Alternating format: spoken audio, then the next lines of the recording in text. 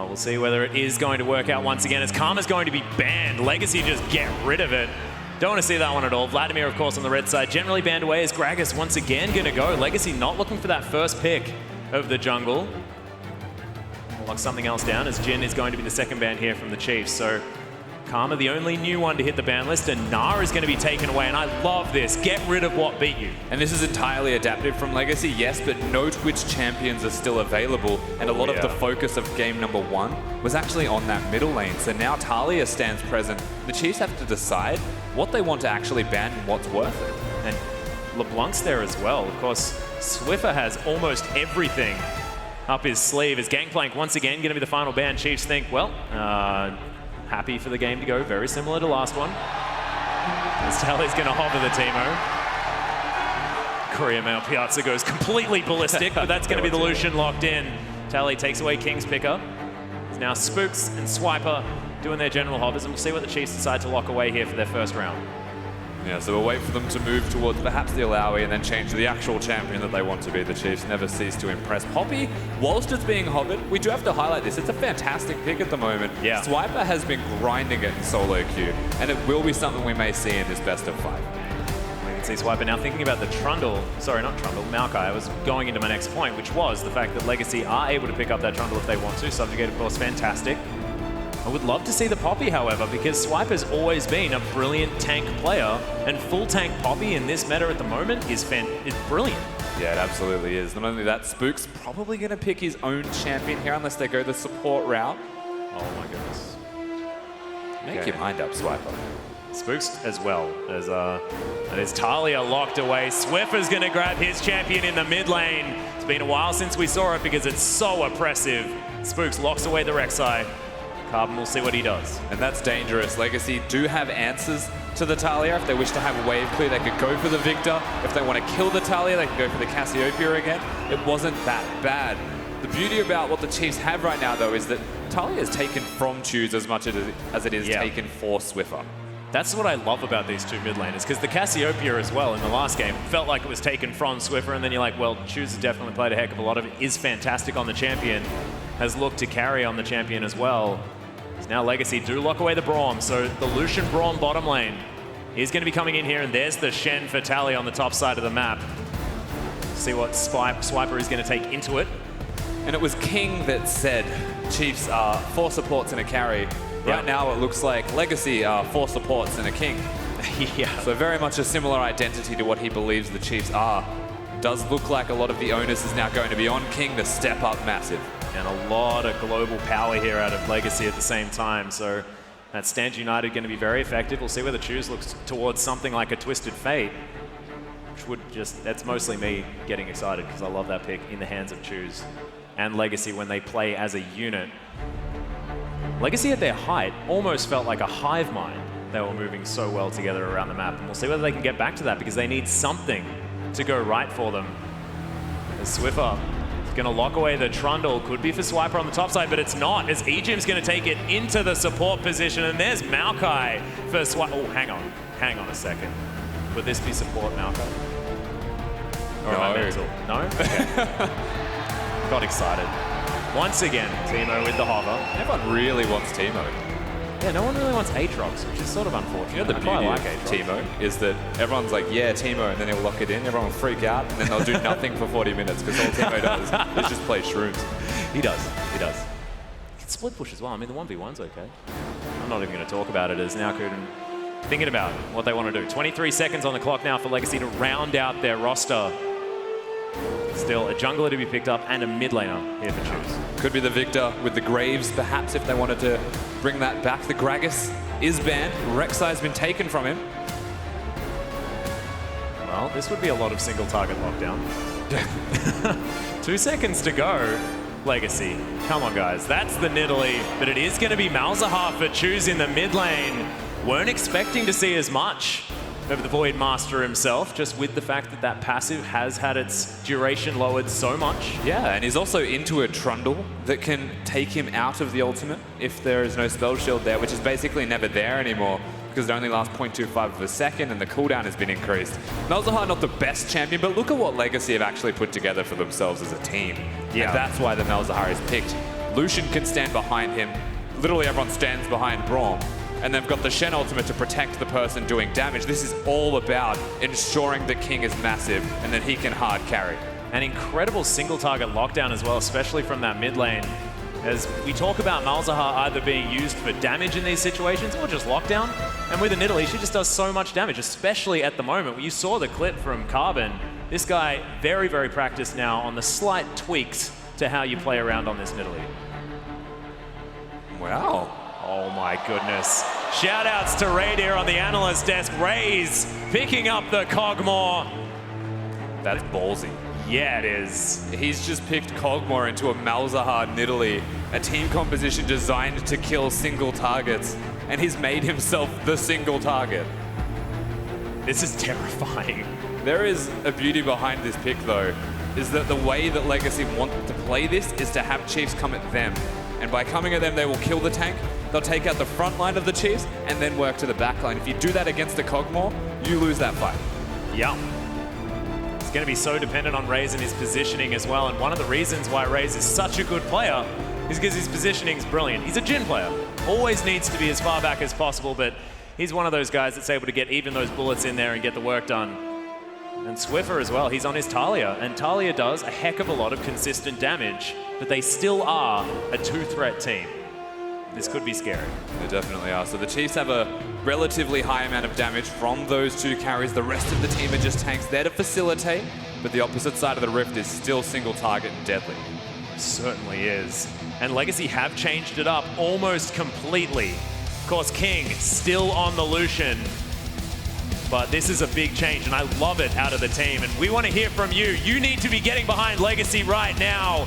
Use that hashtag LGC win, give them your energy, or if you believe in the Chiefs, the sweeping power of such an incredible game one, use that hashtag CHF win and let us know on Twitter, because we are going into game 2 of our grand final here in Brisbane, and Chiefs have all the momentum. A commanding 1-0 victory for the Chiefs right now against Legacy, but it's not over. We know Legacy can come back, and I would be shocked if we don't go to 5 games, Atlas. Yeah. I'm a little bit sad. Welcome to I know, I want to go to 6 games because, you know, it's gone 3, 4, 5. I feel like 6, there's no winner. Or is there? No, Not there isn't. Yeah, it's a bit difficult, isn't it? No, maybe we can go to 7. 30 Not seconds sure. At the moment, until spawn. Chiefs now setting themselves up. Ejim wants to play some baseball. King once again sitting in this brush. Ejim also playing Kuden's champion from the last game, so the gauntlet has been thrown, and trust Ejim to be one of the people to actually do this. I love it. We give him the award, and he does it in the game. In-game dance. Perfect. Just fantastic. It's Raze, the skeleton. I like that skin, of course. You know, less to click on. It's a good idea. Strategic skin choice. When, of course, most of the other Cogmore skins are far more adorable. You can be a butterfly. You can be an oven. Yes, Atlas. Okay, my apologies. Meowkai is on the screen now, though, so if we're talking about skins, this should probably be the one. Let's also have a look at some of the Keystone Masteries. Anything standing out here for you, Rusty? No, nothing really stands out. Perhaps the top lane masteries. Sliper's gone for something a little bit more unique. Yeah. Is that 4 grasps, actually? Yeah, that is 4 grasps. Yeah, see, I understand it. Playing the Trundle into the Braum matchup, I would always go grasp as the Trundle because you need to hit them to actually win trades. Yep. And so you'll be killing the Braum. Kuden's response is actually to match it, and Swiper's just said, Tally's going to hit me, I'm just going to hit him back. Well, it's going to be a bit of a tank off there towards the top side as Legacy do lock down their Krug camp. The Chiefs do the same thing over at the Gromp, but do it a little bit faster. Is now Carbon doing exactly what Spooks did to him. Throws the spear through. Spooks struggling now as the red is going to reset. And Swiffer immediately rotating over. The Nidalee still prowling around this jungle. Yeah, that's the strength of the Talia though, right? You can see how pushed that wave was already. Swiffer's able to press his buttons and then run away immediately to help the collapse and stop Carbon from invading Spooks. A bit of extra damage here from Talia on the top side of the map. Those empowered autos, pretty strong from the Shen. The Arcane Smash is going to help Swiper at least shove this wave forward.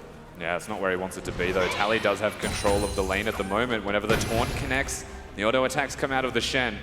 Tally does more damage than Swiper could ever dream of. And is this lane for Swiper just about surviving for as long as possible, getting to those big items and healing for raids? Yeah. He just wants to hit that level 6 point, press his R button, clap the air, and stop Raze from dying. Well, Spooks on top of a ward here, going down very, very low, but Lily back in her jungle. You can see lots of damage here out of Legacy on the bottom side of the map. Raze down to about half health. Egypt, he's going to get the concussive blows on him as well.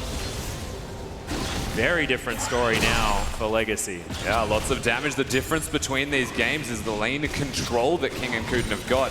It's a Braum Lucian into a Kog'Maw Trundle. They were never going to win that lane for the side of the Chiefs. They are just holding on. And the fact that Carbon's invading means that Spooks can't be proactive. And generally, this is just a good start. Yeah, things working out much better here for Legacy as King has to get out of the way of the pillar. Kuden makes his way over as well. That ground makes a lot of noise. It does. It's really strange if it's just ground. Swiffer having to deal with these Voidlings. Can't really do it. The Malefic Vision's doing some work here as well as Malzahar. Still Malzahar. Spear not going to find Spooks. There's the knock-up. Lands the E as well as Swiffer carrying that E in with him. Seismic Shove isn't going to come through as Choose now gets his shield removed. Yeah, Carbon loses the trade, but so does Swiffer. So Choose actually has control of this middle lane. Unfortunately, doesn't have enough mana to use all of his rotation. And so Swiffer can still hang out. Spook's able to now bite back, though, aggressively and look towards Carbon. Yeah, looks for the steal. I don't think he'll be able to find... Oh, wow. My goodness. He didn't even know. That was not fair. Spear going to go wide there as well as Carbon. Still not quite having the best time, but more aggressive in the early stage and didn't die, so still definitely a good thing. And Tally's having a great time on the top side. Yeah, Tally's definitely putting in work. Spooks needs to have an impact at the moment, and this feels like almost out of necessity. Something T-Gun said at the start of the show, that Swiper's not often that capable of getting leads himself, but if you give him one, he will run away with the game. Last game he was gifted one at the Rift Herald. Yeah, this time around he's actually struggling. The moment you can see Tally, he's going to go back to base. Swiffer picks himself up his blue buff. Shoves some shards into it. We'll just hop on his little surfboard. Back here in mid. Teleport comes down from Tally. Just continue his assault on the top lane. Barmy Cinder now in hand. We'll be able to push these minions very effectively. And this is where it turns around for Swiper, to be honest with you. Goes back to base, gets his first item. Best recall ever, by the way. Oh yeah, adorable. Whatever he comes back with will help him out at the very least in surviving that laning phase. Yeah, so a bunch of extra health with that Doran's Ring as well as the Ruby Crystal. Not quite as much clear. We'll have that added AP. Feel very good about that. Swiffer now moving back towards the mid lane. Choose, shoves that one in. Has level 6, so Nether Grasp is up and available for the Malzahar. Yeah, also has his flash up. So if they do catch somebody, if Carbon's nearby, they can look towards Swiffer. Yeah. Swiffer being level 6 doesn't actually impact the lane any further. He wants to use that to get around the map and make plays. Also, the amount of terrain that this Chiefs roster makes is actually silly. And the pillar and the Weaver's Wall there from Swiffer as well. See what he is going to try and do is moving towards the top side now. Rift Scuttler vision is there. See whether Swiffer can actually lock Tally down. Doesn't look like it. Choose moves back into the lane. Swiffer going to join him. Yeah, so Swiffer's always just going to be wave clearing. Keep the shield down pretty much permanently as Talia also, especially when you have the blue buff. Consistent poke. You can out wave clear Mels, but it's risky. As whoa. Jim just says that was rude. Puts down a pillar, finds Kuden. Ray's getting some free farm here on the bottom side. King turns up. Jim turns up as well. Chiefs just clear out the minion wave, move themselves back. Very even is the farm on the bottom side of the map. Recurve bow through that serrated dirt. Yeah, most likely the Wit's End build again from this Kog'Maw. Big power spike when you actually get the Wit's End. And the magic resistance usually means that support's damage is effectively just too little. I actually really love the fact that he's picking up a Wit's End against Nidalee Malzahar as well, that are going to be doing so much of that burst damage. The real game plan, if you were the Chiefs, is wait on Swiper's power spikes with his items. Once he has magic resistance and can get onto King, no one else on Legacy can actually kill him, and he's just going to be a giant tree. Yep. Which is a little bit ironic considering their opponents. It's Tally. Clearing all these minions out, he's going to be fine. Still 11 CS in the lead, but Spooks now doing the classic Spooks tactic. Looking is for Swiffer. this on the top side, yeah. Note the ultimate is available and looks like he's ready to make a play with Spooks. There it is. Yeah, Weaver's Wall comes out. He's going to cut off the Shen. Is Tally going to get knocked off? There's all the damage, and Swiper grabs the kill. The tower now in trouble. Legacy only 2 members up here on the top side, or only 1 as Carbon makes his way in. Nice start for the Chiefs. Yeah, Carbon's able to push them away, so no turret to be seen, but a first blood is still big when Swiper is the recipient. This is deja vu from game number 1, where Swiffer is not mid, Choose always is. He's just farming, just trying to get to a point of power. Yeah, and shout out to T-Gun as well, looking like a prophet in this game with Spooks' visit to the top side of the map. Certainly working out. Swiper now with a Barmy Cinder of his own, so looking for the Sunfire Cape early on. Wants to be able to equal the cliff. Yeah, absolutely right. You don't want to die in that lane. You also don't want to get pushed under the turret. Maokai's okay under the turret, but they also want to be diving Tally, it seems, and stopping him from getting around the map, using his ult and impacting the bottom lane where King and Kuden are still being pretty aggressive.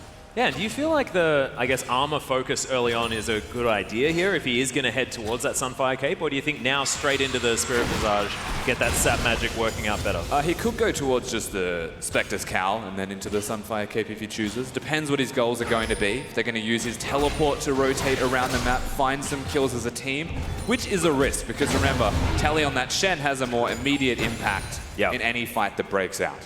Well, looking at Tally one more time. Already getting focused out here by the Chiefs as Choose and Carbon looking for Spooks, but Spooks, nope, just going to ping them out, heads towards the other side of the map. With Legacy on the bottom side, now Chiefs looking to play defensively around that bottom lane. Yeah, everything's still reasonably slow in this second game. Of course, didn't happen too early in game number 1 where the Chiefs started to accelerate. Where that first Drake is actually not as impactful as the Infernal last time around. Yeah. You can see slight pause to come through one more time. Jim looking over at his teammates right now, big smile on his face. And Legacy looking all business right now. The game looking a lot better for them, but First Blood going over to the Chiefs. Is this going to be another ticket towards that snowball here, or is this a very different game still, Rusty? This is a pretty different game, a new identity to be seen from Legacy in particular. The Chiefs, same old business, get Swiper going. He can still carry the rest of the map, but it's risky to utilize a Maokai as your big carry tool instead of the Gnar, especially against the Shen. Yeah, and is this going to sort of involve, now Swiper's big, make sure he's as tanky as possible so that then the Cogmore can get bigger? Is this going to require Swiper now transitioning his lead into the bottom lane or into the mid lane there for Swiffer? Yeah, it's all about facilitating the rest of the map now. So if they do make a play, you ideally want to get Raze going, actually find him some kills. Even if it's an even trade and Raze gets kills, it's a win for the Chiefs because they want to snowball that Cogmore, late game hyper carry, and they're all designed to protect him. Yeah, and we'll see whether Spooks is going to be able to do the same thing. Because the other thing I love about Rek'Sai into Shen is you taunt him, you still get knocked up. The CC's still there. It's beautiful. I mean, one of those interactions that I really like is Legacy still looking very, very intently at their screen. Swiper doing the same thing as we are about to hop back onto the Rift. Here we are. Pause well and truly over. Chiefs with a slight advantage, but it's only 400 here at 10 minutes in. Yeah, they've done the first step, but the following steps are the most important part for the Chiefs. If they give Legacy an eye in, and the team fighting and even the skirmishing from them will be enough to start to snowball back in their direction. This is anybody's game. Certainly is. 7CS down is Raze. King does have a lot of control there on the bottom side of the map, but Swiper's caught himself back up. Carbon looking to go aggressive here in the enemy jungle, misses the spear. Just expecting a juke. Yeah. Just never jukes. Spooks was underground. I don't even think he could see Carbon. Kuden still paying a lot of attention here in the enemy jungle. So Legacy, their identity well and truly intact. And that is, we don't want to be on our side of the map, we want yours. But still a first big movement, right? Contrast the games, and Carbon is going forwards. Yeah. He's no longer being invaded by Spooks. This is the other way around. The shoe is on the other foot. Even Kuden helping out. Yeah, Seismic Shove not actually going to find Kuden with a good stand behind me. Choose looking for the flanking play. King turns up as well as the Cogmore is just behind them. But Legacy do decide to disengage. Yeah, they just walk away. Carbon maybe giving a steal attempt at the very least. Doesn't have a lot of mana though, so he'd have one spear and potentially chase past that point. Ooh, nice spear lands on the Swiffer there as well, a little bit off screen. Both teleports are available, but no one pulling the trigger. No one even taking this blue buff. Spook's looking for Choose, but doesn't find him. Ejim possibly caught out as he has to immediately flash. Good dodge, and gets out of the way of the ultimate as well. A fancy feat from Ejim. Gets back under the turret. He just dodges everything there. Ejim could have died, but even saves the exhaust. That's how much he dodged. Is now moving forwards. Yeah, well, Subjugate will go down to get a lot of health back. Good exhaust onto Carbon as Spooks is looking for the knock-up. Stand United is going to come down on top of the Nidalee, but they transition over to Kunin and gives Swiper into the back line. Chooses flash forward. Swiffer's in trouble after he picks up the kill, and King starting to go off, but oh my goodness, Raze picking up the kills. Ejim's so low, but he gets the heal. Tally's going to die, and Spooks grabs it.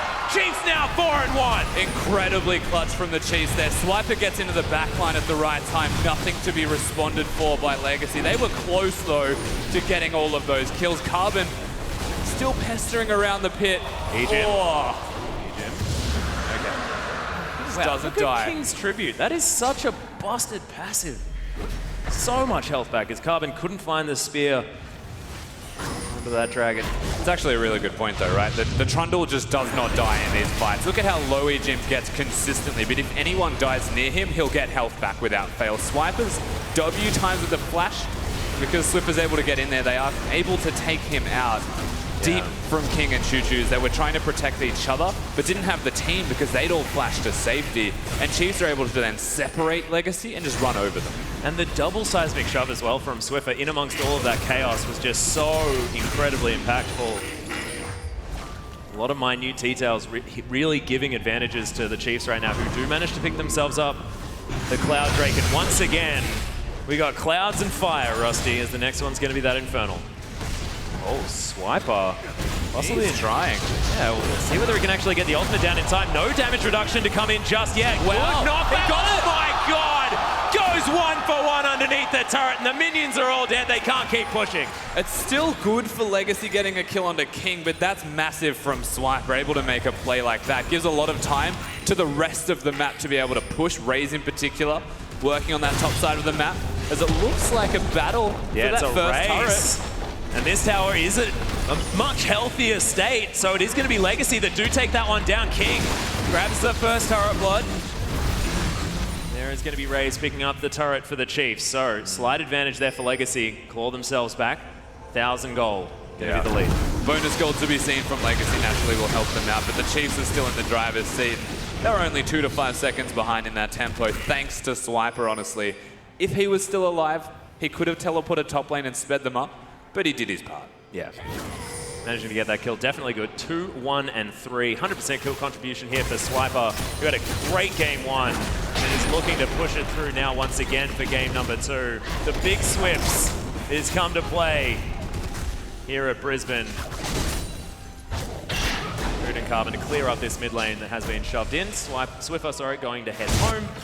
Grab himself some more items, and King split pushing on the top side. And big item spikes to be seen from Legacy. That Malzahar is pretty big. Yeah.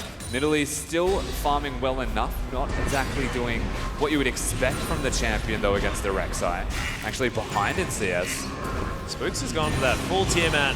I want to clear everything all the time build. Yeah. Has been working out quite nicely with that Barmy Cinder now as well. There's 2 ways the Rek'Sai goes. It's the Sightstone or the Tiamat. Yeah. He has chosen his path and he wants to do damage. Kuden fighting with Ejim. Nothing really happens. Level advantage there for Kuden though, so that's definitely good news as Raze, clearing out this wave, does have his wit's end. Close to that Runans as well as Swiper. Still looking for Tally. Swiffer, yeah, he's going to set up the wall. Tally can't get over the top. Flashes. The seismic shove doesn't find it as Swiffer immediately puts the wall down. Another shove comes in as they're just CCing this Shen forever. Does get under the turret, will survive for now. Yeah, lives, of course, they burn the summoners and there's no teleport available for Tally. He can go back to base and join his team, however, in this middle lane with his Stand United. Yeah, really nice move from Legacy. Take down that outer turret quite easily here against the Chiefs and grab that turret lead.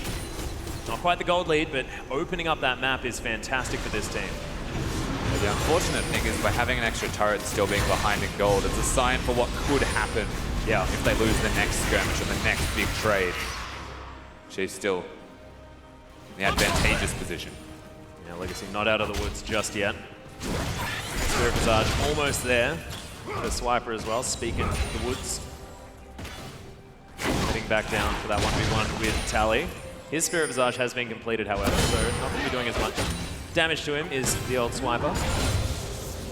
That's not necessarily his game plan. Just weather the storm. Yeah, neither of them really have a game plan revolving around early lane in this second game.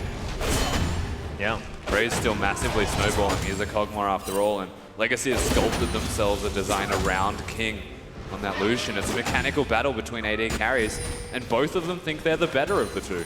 Yeah. And Ray's at the moment 1-0 and 2.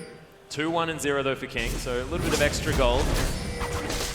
Having fallen down, Ray's caught back up in farm. Everything going fine, and now just defending this outer turret on the top side of the map.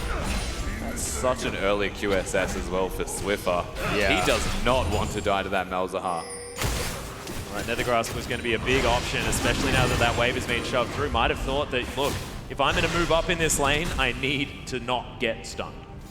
Yeah, absolutely right. Of course, it means the Carbon may not want to gank that middle lane either. A lot of their focus may then go towards the Lucian Braum lane, which means that Swiffer can rotate, and he will do so quicker than Choose.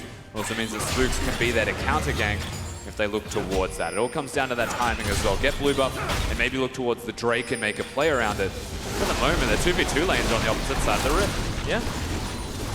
Got a very different story here this game. The gold entirely even now at 18 minutes. Blue buff going to go over to Swiffer, but you can see Carbon.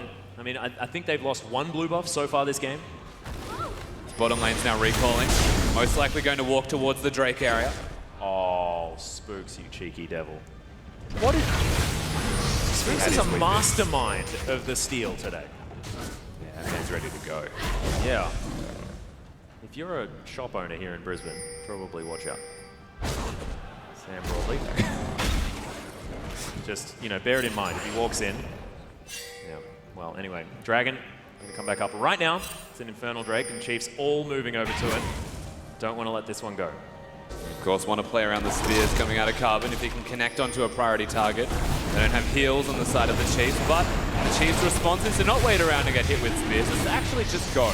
And that's a two-sided power spike here for the Kog'Maw as well, so they're going to do a lot of damage to this, but is still alive for the moment. Tally can make his way in as Kuda just launches himself forward. The Chiefs get themselves the Dragon, but is this the way Legacy can win? As Raze flashes, is going to die first up, and Swiffer's melting at the same time. Choosing trouble, Swiper is gigantic, and a Cathian surprise locks up the double kill. Chiefs now turning it on its head. Battle of the tanks. Jim once again turning up in the nick of time. Kuda looking to get himself back into the fight. Ejim's just a bait bot right now, as there's another pillar from Ejim to try and help out.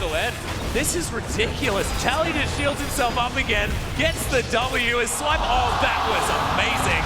But the knockup comes through. This tank battle will be over with Spooks taking down the Shen, and Kuden limps away. I think I grew a beard during that fight, Atlas, but they actually did find the victory in the end. The Chiefs, a lot of damage coming out of Spooks, actually the tipping point between the tank battle. Did a lot of work there. Man, the Tiamat, so important. Let's have a look at this one again, hopefully in fast forward towards the end. And this is where Raze actually gets caught out, exhausted and just completely stuck. Still, the Chiefs are able to make it work. Malefic Visions is what kills Swiffer. But from this point, all of the carries have been killed. Both teams have made a conscious decision that they're going to kill the backline of the opposition team, which means the tanks are just the only things left standing. And I really would like to fast forward this. Yeah, I feel like, yes. Oh, there it is. Thank you.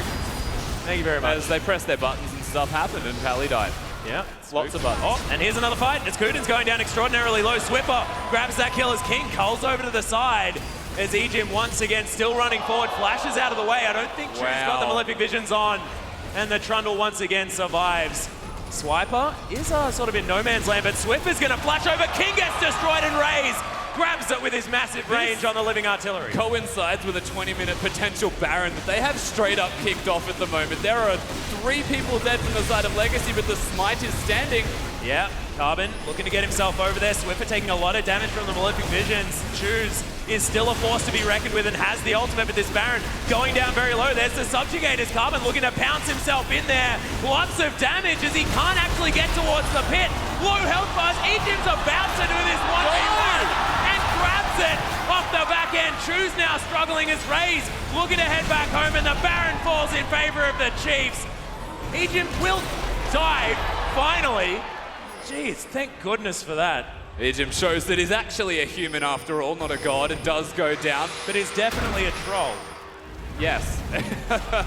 But still, they get the Baron. They get to go back to base. The looks of it. Yeah, Swiper gonna get stopped. Well. There's the ultimate from Kuden, who's tanking up the turret. Nice use of the twisted advance from Swiper. Spooks gets in the back end! 2 kills come out immediately. Swiper's baiting like nobody's business. And Spooks knows he's seen this one before. It takes a long time, and we missed the start of the next fight. So thank goodness they walk away from each other. Swiper had no idea that he was baiting, is the best part about this. Yeah. Spooks is having the series of his life at the moment. 6-0-6 is the scoreline of this Rek'Sai. Stellar. Unbelievable. And yeah, 12 kill participation seems to be the thing here as Swiper and Spooks, this tank line is honestly all the Chiefs seem to need. Because Swiffer and Raised in that original Dragon fight died instantly. I mean, you saw it, the Titanic Hydra there for the Rek'Sai. The conscious decision to build damage so that they're not just a 2-threat team means that Legacy have a harder task when the Chiefs are winning. Well, Raised by Arcane Barrage going to help take down this turret. He's already got another recurve bow, so building towards either the Blade of the Ruined King or that Ginsu's Rage Blade. I personally hope for the Rage Blade. It should be the Rage Blade, realistically. Depends what he wants to do. Of course, Blade of the Ruined King works if you need to kite back, and that's not a bad decision. Since Tally's health that he's stacked. Yep. Choose with a bit as well at the same time with that Rylai's, but now the Chiefs are going to set up for this siege. The Baron buff, of course, helping out a lot here at 23 minutes. It's Choose.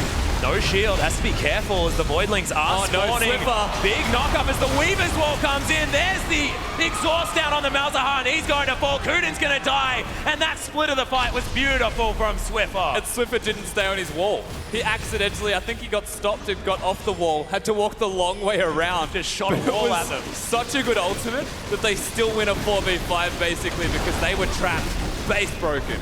Yeah, that's going to be the top inhibitor turret falling down. Inhibitor going to follow here as Raze does a lot of damage. Spooks turns up as well. Look at that bounty on his portrait. My goodness, this Rek'Sai is huge.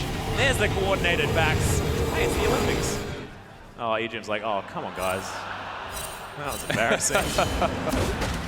When you want that buff, but you don't have it. And Raze with the Mage's Elixir understands that Arcane Barrage does a lot of magic damage, likes the AP. Means he wants to end the game now. That is legitimately the direction that the Chiefs are going towards. Guardian Angels, QSSs everywhere for Maokai as well as Swiffer. Oh my goodness. On that Talia. They shouldn't die. There's actually very little avenues of attack that Legacy have with a single target focused team composition that can take apart the Chiefs right now. They actually just like have to kill Spooks and he has a GA, so do they kill Egypt? No, they don't. They've been trying all game. It hasn't been working. Yeah. Hanging out here as well. He's able to throw down the pillars if he needs to. That Sapling slowing down Choose and Kuden. There's the Winter's Bite. So the wave clear is here for Legacy. Baron buff doesn't have forever though, Atlas. Yeah. That's their sieging strength still there for a time. Well, they are able to get a lot of damage onto this turret. Raze just spinning so fast. Kuden going down very, very low, throws out the ultimate, but Swipe is just tanking forever. The tower falls down, good stun onto the tree, who flashes his way out. Vengeful Maelstrom is there, but look at Raze. Finds the W once again. Choose trying to close distance, but doesn't even get the silence. This base is in shambles now for Legacy, but they have held on to this mid inhibitor for the moment. And Swiper has teleport, so the Chiefs hanging around indicates that he will teleport with this next wave. And they want to make a play for this inhibitor. The Weaver's Wall goes up. He's just going to say, well, don't come in. They've got a wall down as in goes Swiper, finds Kuden. Living Artillery's going to tag him up as well. Ray's doing a lot of damage as now the Chiefs looking to kite this one back. Swiper down to very, very low once again. Good QSS. Gets himself out of the way, and Kuden might be the target they're looking for. Carbon's going to fall. Raze flashing forward, gets the Living Artillery kill onto the Braum, and now Tally, he's tanky, but he doesn't have the damage. King's on the fountain, trying to get healthy, and now 26 minutes in, Chiefs looking to win game 2. And they have come with so much to prove. Our 4th place team in the OPL, but you wouldn't believe it. This is the best that I have seen the Chiefs play, especially in this second game, bringing it back. The face of adversity from Legacy, they prosper. They most certainly have. And look, it's definitely not over yet. The reverse sweep has been something that Legacy have achieved. But look at the faces of the Chief members here. They are so happy, they are so pumped, and they are so ready to move forward in this series. you heard it from the desk. It's just so hard to come back from that mentally because that was another dismantling. Spook's even having a celebratory dance. Knows that he wants to do that if he wins Game 3. I personally hope that he doesn't, but we'll see what happens. That was a coveted victory, honestly, from the Chiefs roster. They played champions that Legacy lost with in Game number 1 and then beat them with it.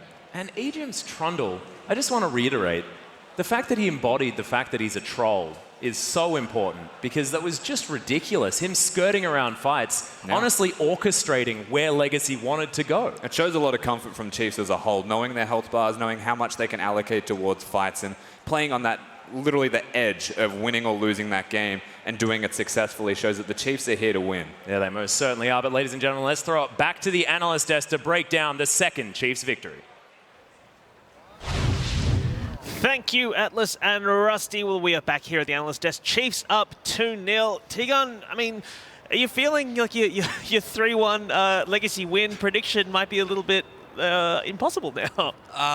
Might be. Definitely is. Mathematically, it is impossible. Yeah. I mean, the Chiefs outplaying how you thought they'd play. Obviously, they are to an The extent. Chiefs are playing exactly the standard they play that I expected them to. Legacy are playing nowhere near to the standard I expected them to. Well, let's talk That's about the this. problem. Let's talk about this early game then. I mean, did you see a deficit in the early game from Legacy? Or? Yeah, Legacy had the better bot lane. They had the ability to dive. Tally made a great play early that I'm sure many people missed, where he forced the Maokai TP early. Radiant picked it up really quickly as well. He forces the Maokai TP, so he has Shen ult as the difference maker. But then they did nothing with it. They didn't use it. Nothing happened. And the biggest problem to me is, there's a saying here, is fight fire with fire. Sure. Whoever came up with that saying, it's not a good saying because you should fight fire with water. And if you were Carbon and your idea is like, I'm being invaded, you know what, I'm going to take Nidalee and invade the other jungle, when your team already wasn't responding, now all of a sudden they have to push out waves and respond, and it just wasn't happening. I mean, we saw Talia was willing to leave level 1 to go across the other side and help out Spooks, shove Carbon out of his jungle. So I just think that, right now, Legacy are actually playing towards Chief strengths. Just get Carbon into Fog of War. It's really, really easy to execute upon. Get him farmed up and then execute on your dives. They're such a good diving team. I think a lot of that was basically Legacy tried to play bot side, so that the Lucian Braum, that the Shen, they actually set up a lot of bot dives, and I saw a lot of opportunities for them to dive, and then they just didn't do it. They had the vision set up, they had Shen ulti, Nidalee was there, Malzahar was there at one point, both the Chief members were in the turret, and they just left. And I was extremely annoyed that they tried to do that, but... difficult to execute. I mean, let's take a look at this. Let's look at this replay from about 18 minutes in. It's a team fight. Brady, why don't you run us through what's happening? All right, so on the screen when it comes up. So obviously, I think Chiefs are really smart here. They come in here because they know they can win a 5v5 team fight with the Kog'Maw too. I think Kog'Maw at this point had 2 item power spiked. And what you see, first thing you see is Raze throws the team fight by flashing in. And now Swiffer is dead. Swiffer is already dead. King throws again by flashing in. So both AD carries through, but King threw later, so then Chiefs end up winning. And in any good camera catch, the last person with the ball wins. So Raze gives it to Legacy, King gives it back to the Chiefs, and this is just a tank brawl that's going on. But it really is how the Chiefs are able to juggle this aggro. They know when they have to go aggressive and when they can back away. And Tigon was pointing it out the best. Kuden is sitting there just cussing his team like, you idiots, I'm trying to save every one of you. I can't get it done. You see poor Kuden just dancing in and out of that fight. What is a Braum to do, dude? I think one thing that I will call out King for there is he does something very greedy. So he flash E's in to get the last hit on Talia that was out of the fight. Now that's something I tend to do sometimes a lot in solo queue because I like to pad my stats, but it is not good. It is not good for winning team fights, and don't do it in a competitive game. So you're saying you wouldn't have done it? I wouldn't have done it. You get the kill, but you need to win the team fight. Counter You wanna win the question, game. would you have flashed when Raze flashed? So you said you wouldn't have flashed when King did. Would you have flashed when Raze No, flashed? I just wouldn't have thrown. I would have been a good Kog'Maw, gone back to my team, and won us the fight It's straight easy away. to say that from the safety of the analyst desk. It's not hard. You flash backwards. You don't flash into the enemy team. You're All right, playing Kog'Maw. let's move on because there was a second replay you want to talk about, T-Gun, which is the tower dive. Let's bring that up. You want to talk us through it? So we're going to see right after the Baron, Kuden's going to go stop someone from recrawling. Who can you stop? That is awful. Swiper, why not? Because he can kill all of you whenever you have any backup. They knew Rek'Sai was here. They heard the ult. Choo spotted it out. And they blow everything on Swiper. Spook's great play here. Don't get me wrong, great play. But that is the only member of those 3 that you stop and kills you all.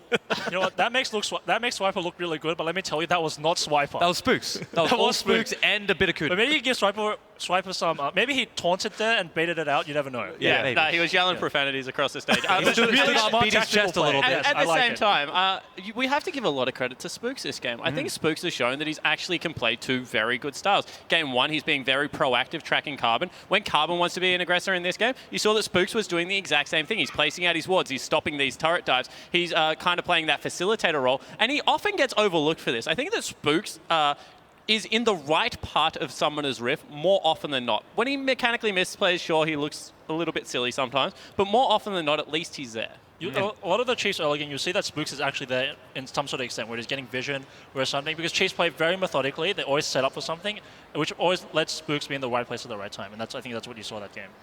Yeah, well, all right, so let's move on to the late game. I mean, was there anything that Legacy could have done towards the end to bring this back? I didn't think so. I think they just dug themselves into a hole that was way too deep, and you can't dig up. No, that doesn't happen. Are they going to be playing tilted for the rest of the series, do you reckon? And they looked pretty tilted to me. Yeah. It's hard to sort of say as someone on the sidelines, but it did not look like a great environment after those 2 games. Yeah. I think when a carry top laner plays Shen, you know you're tilted. Yeah, and that was the biggest thing to me, is that I think that this time Legacy threw their curveball. I think that the fact that you had a Braum in the game and you had a Shen on a team that normally plays pushing waves, two very uncharacteristic non-pushers in the same lineup, showed that this was Legacy's curveball and it didn't work. And when your curveball doesn't work, it affects you mentally. All right, well, that is game 2 out of the way. Chiefs up now 2-0. Can they tie it up and do a 3-0 sweep?